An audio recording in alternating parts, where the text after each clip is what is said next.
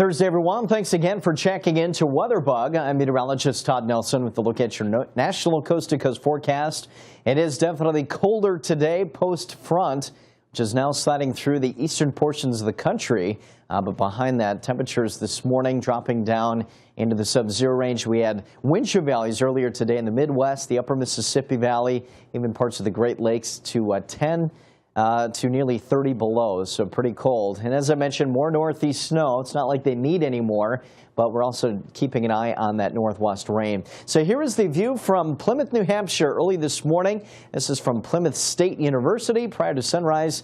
And again, noticing the reduced visibility, some light snow drifting into those areas. We've got some moisture that is leaking up from the south, but the good news is that as that moisture meets up with that cold front, it looks like the worst of the weather is going to be offshore, but some of the snow will be holding on yet through this afternoon. Meanwhile, this northwesterly flow continues right through the midsection of the nation, the upper Mississippi Valley, the Great Lakes. That'll be clipper system after clipper system with some snowfall potential, which could be adding up to some shovelable amounts. But look at all this moisture over the late week and this weekend time frame, and each one of these little systems that pushes in, we get some moisture in California there. So over a 5-day period, we're still tracking as much as 6 to 10 inches of liquid. A number of flood watches have been issued there from California. Wouldn't doubt to see some flood concerns in Oregon and Washington either. But again, some of these areas could certainly be dealing with some debris flows. Flood concerns will be a big issue through this upcoming weekend.